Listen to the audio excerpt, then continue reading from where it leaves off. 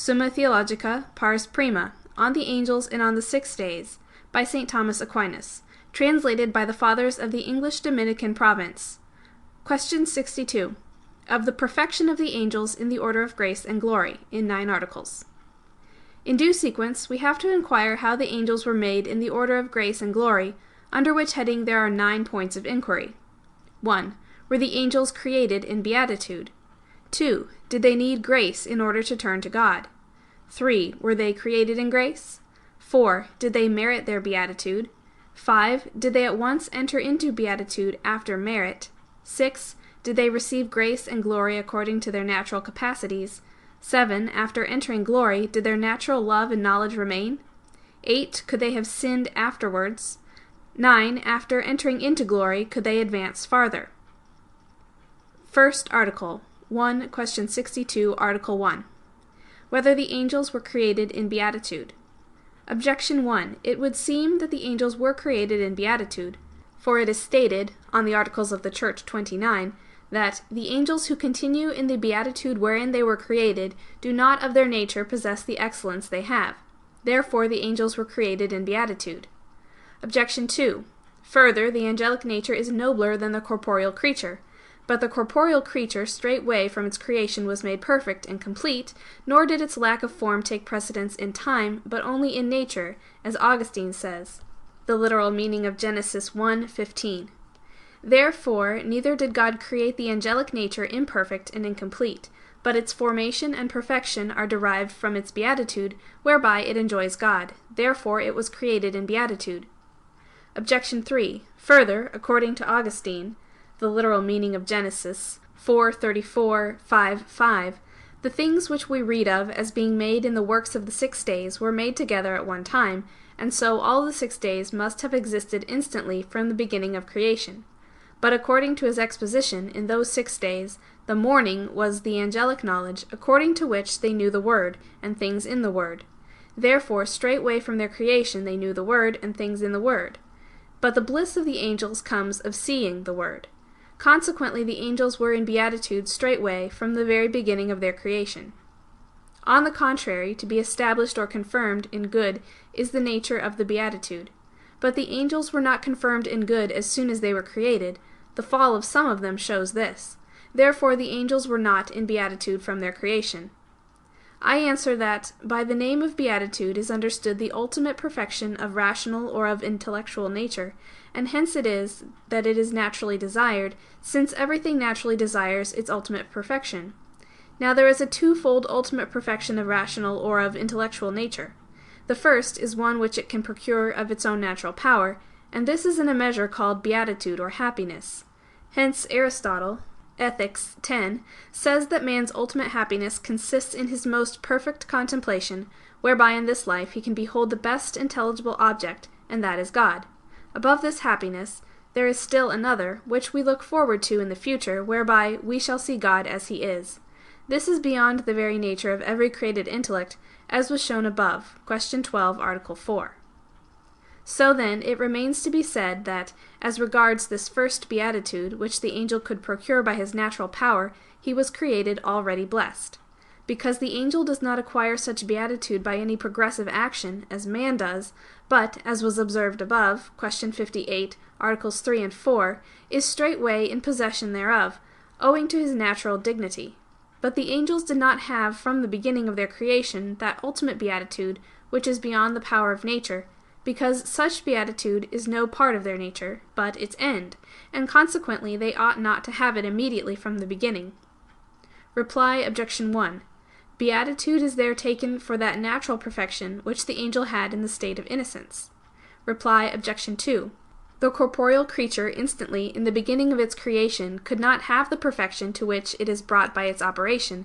Consequently, according to Augustine, the literal meaning of Genesis 5:4, 8:3, the growing of plants from the earth did not take place at once among the first works, in which only the germinating power of the plants was bestowed upon the earth.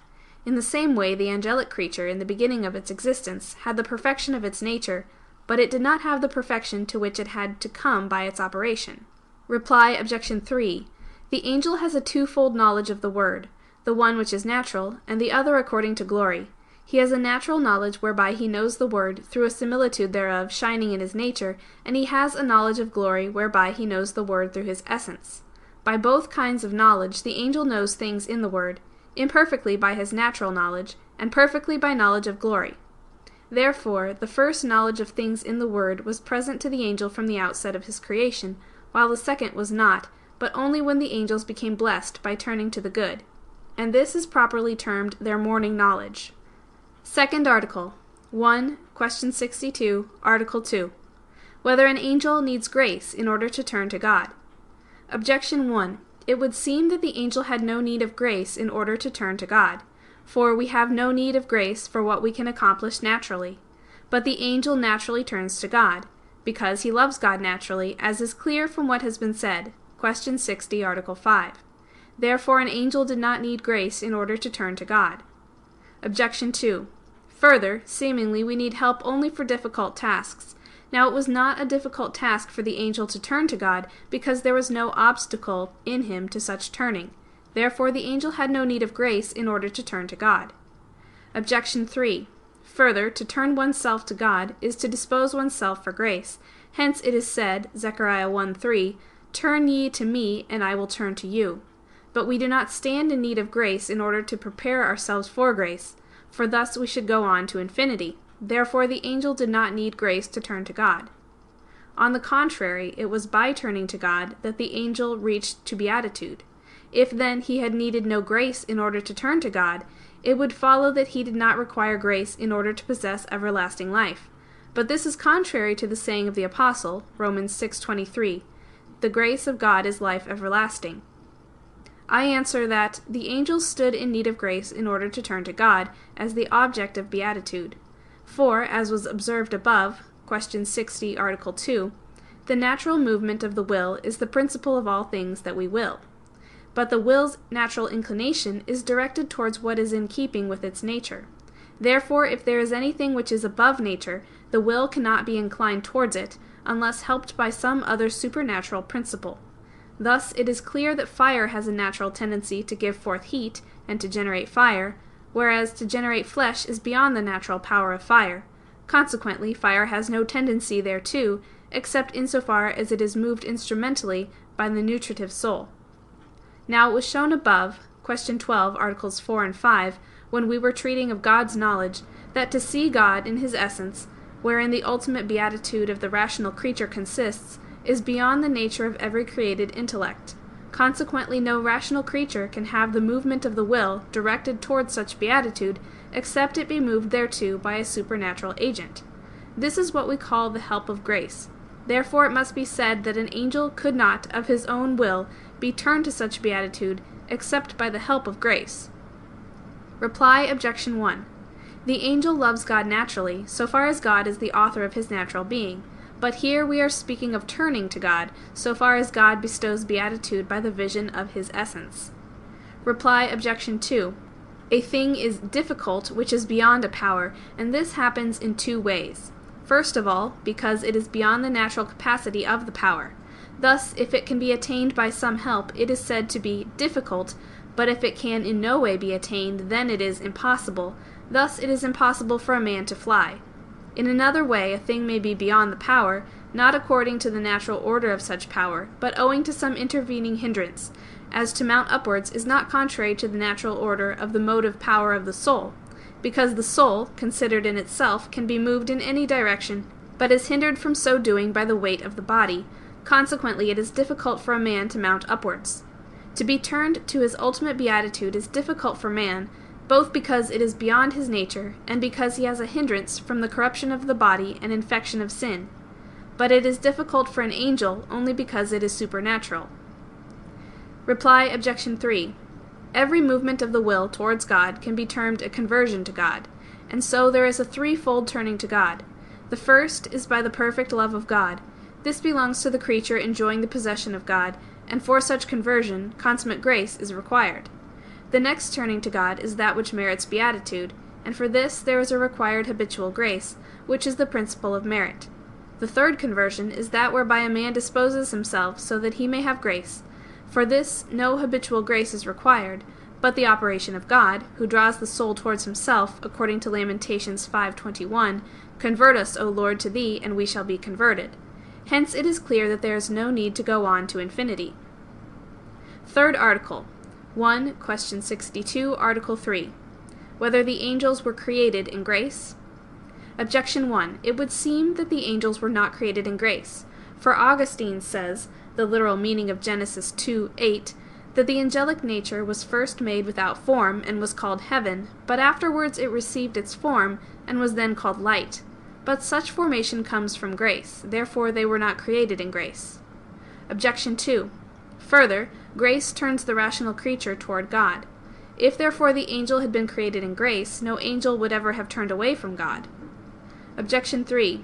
Further, grace comes midway between nature and glory, but the angels were not beatified in their creation. Therefore it seems that they were not created in grace, but that they were first created in nature only, and then received grace, and that last of all they were beatified. On the contrary, Augustine says, The City of God 12:9, "Who wrought the good will of the angels? Who, save him who created them with his will, that is, with the pure love wherewith they cling to him, at the same time building up their nature and bestowing grace on them?" I answer that, although there are conflicting opinions on this point, some holding that the angels were created only in a natural state, while others maintain that they were created in grace, yet it seems more probable and more in keeping with the sayings of holy men that they were created in sanctifying grace. For we see that all things which, in the process of time, being created by the work of divine providence, were produced by the operation of God, were created in the first fashioning of things according to seed-like forms, as Augustine says, the literal meaning of Genesis 8:3, such as trees, animals, and the rest.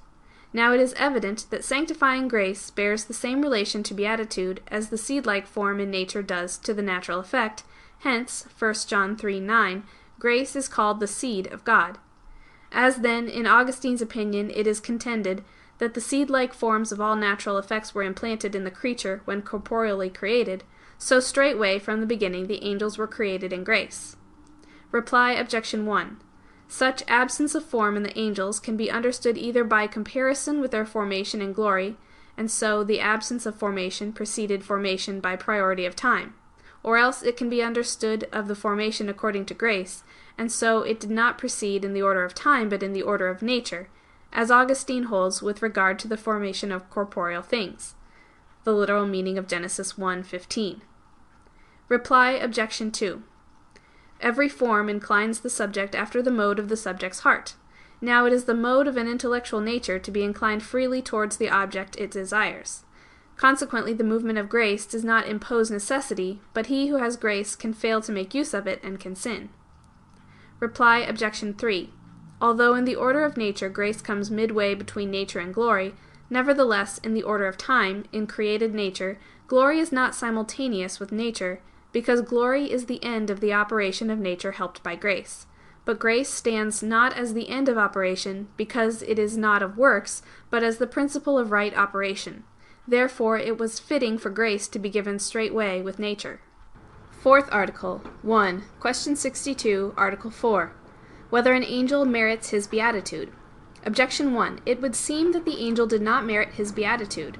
For merit arises from the difficulty of the meritorious act, but the angel experienced no difficulty in acting rightly. Therefore righteous action was not meritorious for him. Objection 2. Further, we do not merit by merely natural operations, but it was quite natural for the angel to turn to God. Therefore, he did not thereby merit beatitude. Objection 3. Further, if a beatified angel merited his beatitude, he did so either before he had it or else afterwards. But it was not before, because, in the opinion of many, he had no grace before whereby to merit it. Nor did he merit it afterwards, because thus he would be meriting it now, which is clearly false, because in that case a lower angel could, by meriting, rise up to the rank of a higher, and the distinct degrees of grace would not be permanent, which is not admissible. Consequently, the angel did not merit his beatitude. On the contrary, it is stated, Revelation 21:17, that the measure of the angel in that heavenly Jerusalem is the measure of a man. Therefore, the same is the case with the angel. I answer that perfect beatitude is natural only to God, because existence and beatitude are one and the same thing in him.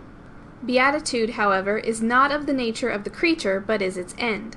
Now everything attains its last end by its operation. Such operation leading to the end is either productive of the end, when such end is not beyond the power of the agent working for the end, as the healing art is productive of health, or else it is deserving of the end, when such end is beyond the capacity of the agent striving to attain it, wherefore it is looked for from another's bestowing. Now it is evident from what has gone before, Articles 1 and 2, Question 12, Articles 4 and 5, ultimate beatitude exceeds both the angelic and the human nature. It remains then that both man and angel merited their beatitude. And if the angel was created in grace, without which there is no merit, there would be no difficulty in saying that he merited beatitude, as also if one were to say that he had grace in any way before he had glory. But if he had no grace before entering upon beatitude, it would then have to be said that he had beatitude without merit, even as we have grace.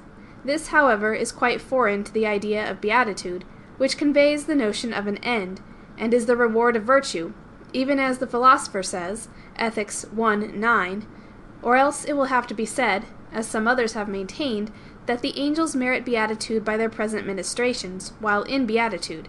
This is quite contrary again to the notion of merit, since merit conveys the idea of a means to an end, while what is already in its end cannot, properly speaking, be moved towards such end, and so no one merits to produce what he already enjoys, or else he will have it to be said that one and the same act of turning to God, so far as it comes of free will, is meritorious, and so far as it attains the end, is the fruition of beatitude. Even this view will not stand, because free will is not the sufficient cause of merit, and consequently an act cannot be meritorious as coming from free will, except in so far as it is informed by grace, but it cannot at the same time be informed by imperfect grace, which is the principle of meriting, and by perfect grace, which is the principle of enjoying. Hence it does not appear to be possible for anyone to enjoy beatitude, and at the same time to merit it. Consequently, it is better to say that the angel had grace ere he was admitted to beatitude, and that by such grace he merited beatitude. Reply Objection 1. The angel's difficulty of working righteously does not come from any contrariety or hindrance of natural powers, but from the fact that the good work is beyond his natural capacity. Reply Objection 2. An angel did not merit beatitude by natural movement towards God, but by the movement of charity which comes of grace. The answer to the third objection is evident from what we have said. Fifth article. 1. Question 62, Article 5. Whether the angel obtained beatitude immediately after one act of merit? Objection 1. It would seem that the angel did not possess beatitude instantly after one act of merit, for it is more difficult for a man to do well than for an angel. But man is not rewarded at once after one act of merit, therefore neither was the angel. Objection 2. Further, an angel could act at once, and in an instant, from the very outset of his creation, for even natural bodies begin to be moved in the very instant of their creation, and if the movement of a body could be instantaneous, like operations of mind and will, it would have movement in the first instant of its generation. Consequently, if the angel merited beatitude by one act of his will, he merited it in the first instant of his creation, and so, if their beatitude was not retarded, then the angels were in beatitude in the first instant. Objection 3. Further, there must be many intervals between things which are far apart, but the beatific state of the angels is very far remote from their natural condition, while merit comes midway between. Therefore the angel would have to pass through many stages of merit in order to reach beatitude. On the contrary, man's soul and an angel are ordained alike for beatitude. Consequently, equality with angels is promised to the saints. Now the soul separated from the body, if it has merit deserving beatitude, enters at once into beatitude, unless there be some obstacle. Therefore, so does an angel.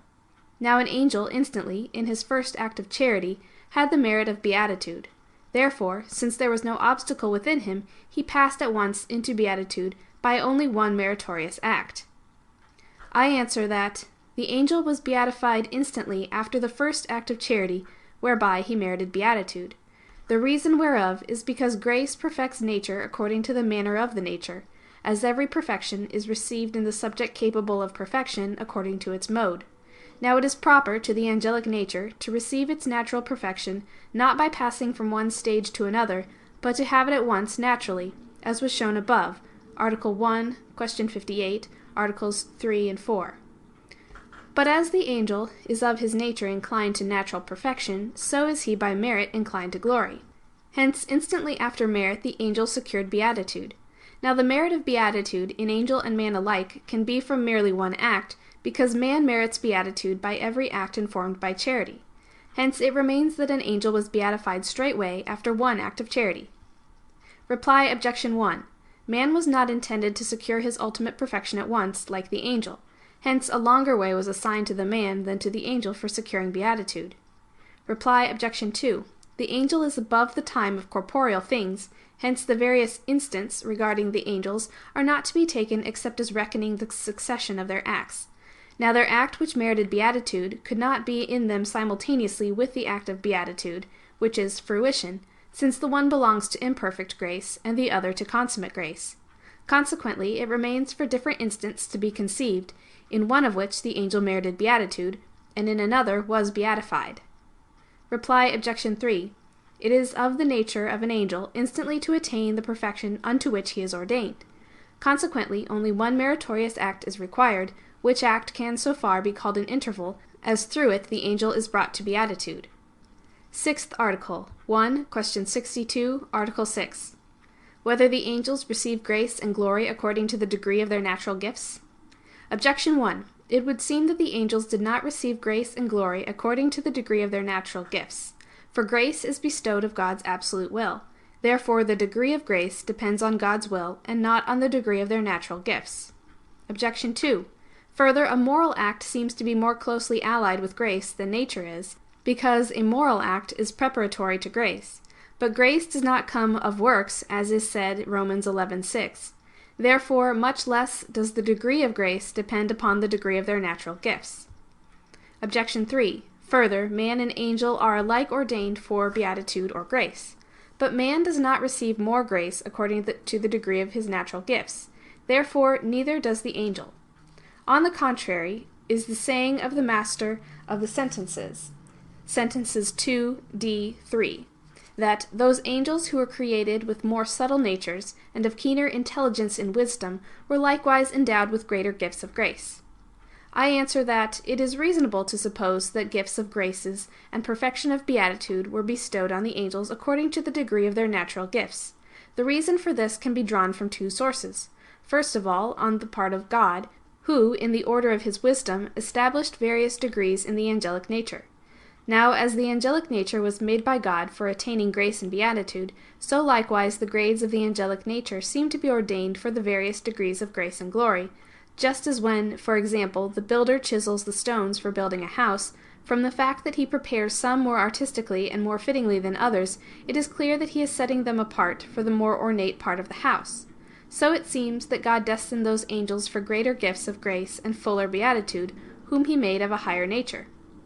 Secondly, the same is evident on the part of the angel. The angel is not a compound of different natures, so that the inclination of the one thwarts or retards the tendency of the other, as happens in man, in whom the movement of his intellective part is either retarded or thwarted by the inclination of his sensitive part. But when there is nothing to retard or thwart it, nature is moved with its whole energy. So it is reasonable to suppose that the angels who had a higher nature were turned to God more mightily and efficaciously. The same thing happens in men, since greater grace and glory are bestowed according to the greater earnestness of their turning to God. Hence it appears that the angels who had the greater natural powers had the more grace and glory. Reply Objection 1. As grace comes of God's will alone, so likewise does the nature of the angel, and as God's will ordained nature for grace, so did it ordain the various degrees of nature to the various degrees of grace. Reply Objection 2. The acts of the rational creature are from the creature itself, whereas nature is immediately from God. Accordingly, it seems rather that grace is bestowed according to the degree of nature than according to works. Reply Objection 3. Diversity of natural gifts is in one way in the angels, who are themselves different specifically, and in quite another way in men, who differ only numerically. For specific difference is on account of the end, while numerical difference is because of the matter. Furthermore, there is something in man which can thwart or impede the movement of his intellective nature, but not in the angels. Consequently, the argument is not the same for both. Seventh Article. 1. Question 62, Article 7. Whether natural knowledge and love remain in the beatified angels? Objection 1. It would seem that natural knowledge and love do not remain in the beatified angels, for it is said, 1 Corinthians 13:10, when that which is perfect is come, then that which is in part shall be done away. But natural love and knowledge are imperfect in comparison with beatified knowledge and love. Therefore, in beatitude, natural knowledge and love cease. Objection 2. Further, where one suffices, another is superfluous. But the knowledge and love of glory suffice for the beatified angels. Therefore, it would be superfluous for their natural knowledge and love to remain. Objection 3.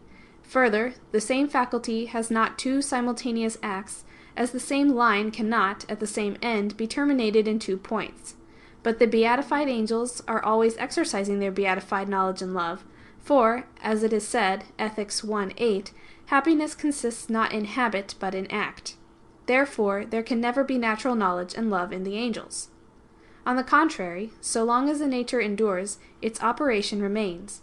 But beatitude does not destroy nature, since it is its perfection. Therefore, it does not take away natural knowledge and love.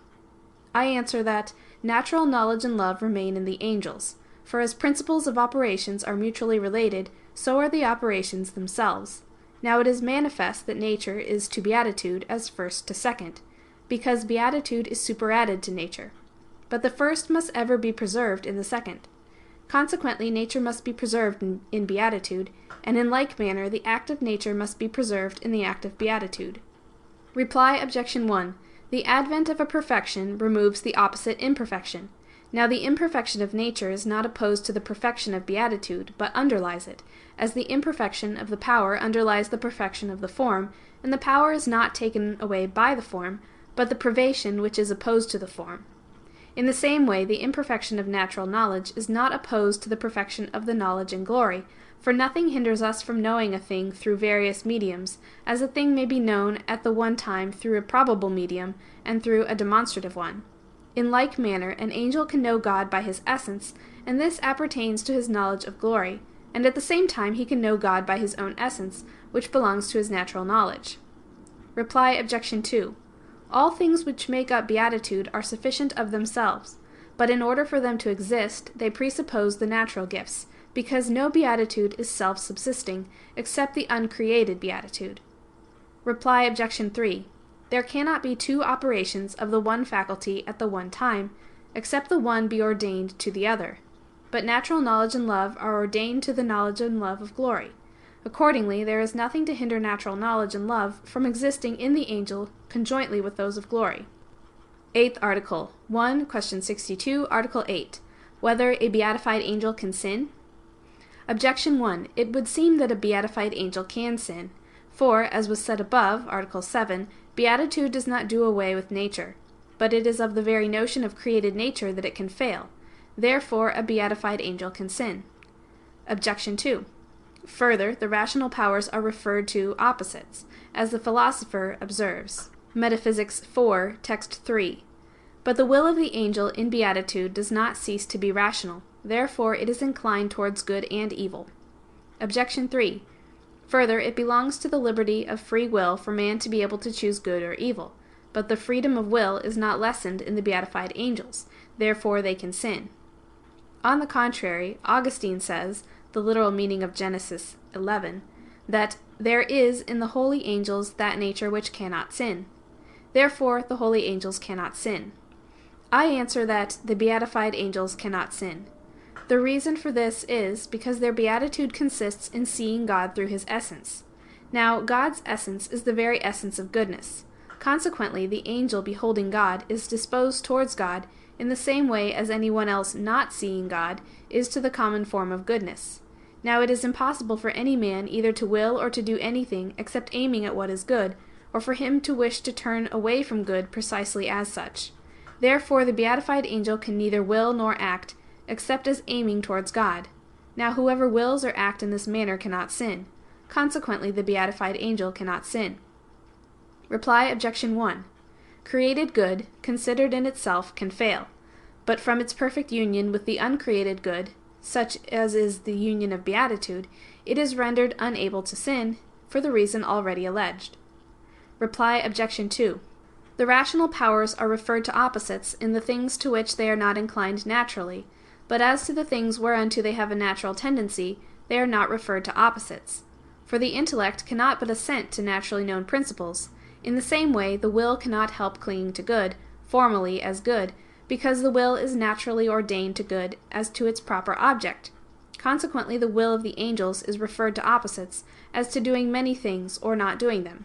But they have no tendency to opposites with regard to God himself, whom they see to be the very nature of goodness. But in all things their aim is towards God, whichever alternative they choose, that is not sinful. Reply Objection 3. Free will, in its choice of means to an end, is disposed just as the intellect is to conclusions. Now it is evident that it belongs to the power of the intellect to be able to proceed to different conclusions, according to given principles, but for it to proceed to some conclusion by passing out of the order of the principles comes of its own defect. Hence it belongs to the perfection of its liberty for the free will to be able to choose between opposite things, keeping the order of the end in view, but it comes of the defect of liberty for it to choose anything by turning away from the order of the end, and this is to sin. Hence there is greater liberty of will in the angels, who cannot sin, than there is in ourselves, who can sin. Ninth Article, 1. Question 62, Article 3. Whether the beatified angels advance in beatitude? Objection 1. It would seem that the beatified angels can advance in beatitude. For charity is the principle of merit, but there is perfect charity in the angels. Therefore the beatified angels can merit. Now, as merit increases, the reward of beatitude increases. Therefore the beatified angels can progress in beatitude. Objection 2. Further, Augustine says, on Christian Teaching 1, that God makes use of us for our own gain and for his own goodness. The same thing happens to the angels, whom he uses for spiritual ministrations, since they are all, Vulgate, are they not all, ministering spirits sent to minister for them who shall receive the inheritance of salvation. Hebrews 1:14. This would not be for their profit were they not to merit thereby, nor to advance to beatitude. It remains then that the beatified angels can merit and can advance in beatitude. Objection 3. Further, it argues imperfection for anyone not occupying the foremost place not to be able to advance. But the angels are not in the highest degree of beatitude. Therefore, if unable to ascend higher, it would appear that there is imperfection and defect in them, which is not admissible. On the contrary, merit and progress belong to this present condition of life. But angels are not wayfarers traveling towards beatitude, they are already in possession of beatitude. Consequently, the beatified angels can neither merit nor advance in beatitude. I answer that, in every movement, the mover's intention is centered upon one determined end, to which he intends to lead the movable subject, because intention looks to the end, to which infinite progress is repugnant. Now it is evident, since the rational creature cannot of its own power attain to beatitude, which consists in the vision of God, as is clear from what has gone before, question 12, Article 4, that it needs to be moved by God towards its beatitude. Therefore, there must be some one determined thing to which every rational creature is directed as to its last end. Now this one determinate object cannot, in the vision of God, consist precisely in that which is seen, for the supreme truth is seen by all the blessed in various degrees. But it is on the part of the mode of vision that diverse terms are fixed beforehand by the intention of him who directs towards the end.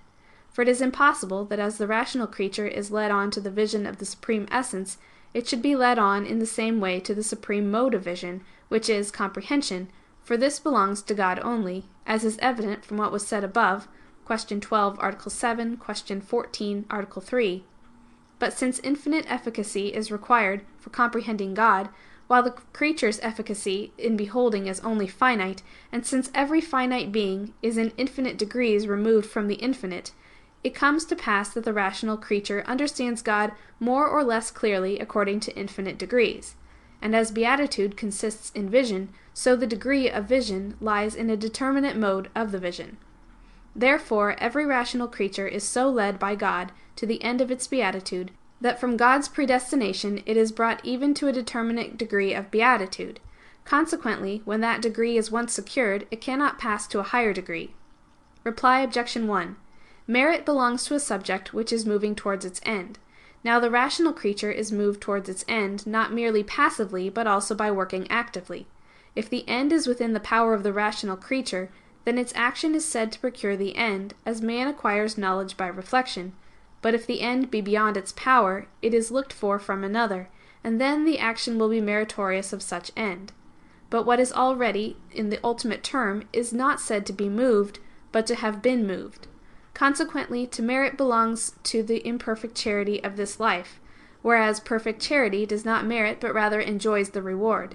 Even as in acquired habits, the operation preceding the habit is productive of the habit, but the operation from an acquired habit is both perfect and enjoyable. In the same way, the act of perfect charity has no quality of merit, but belongs rather to the perfection of the reward. Reply Obj. 2. A thing can be termed useful in two ways. First of all, as being on the way to an end, and so the merit of beatitude is useful. Secondly, as the part is useful for the whole, as the wall for a house. In this way the angelic ministerings are useful for the beatified angels, inasmuch as they are a part of their beatitude, for to pour out acquired perfection upon others is of the nature of what is perfect, considered as perfect. Reply Obj. 3. Although a beatified angel is not absolutely in the highest degree of beatitude, yet in his own regard he is in the highest degree, according to divine predestination. Nevertheless, the joy of the angels can be increased with regard to the salvation of such as are saved by their ministrations, according to Luke 15:10. There is, vulgate shall be, joy before the angels of God upon one sinner doing penance. Such joy belongs to their accidental reward, which can be increased unto judgment day. Hence some writers say that they can merit as to their accidental reward. But it is better to say that the blessed can in no wise merit without being at the same time a wayfarer and a comprehensor, like Christ, who alone was such. For the blessed acquire such joy from the virtue of their beatitude rather than merit it. End of question 62.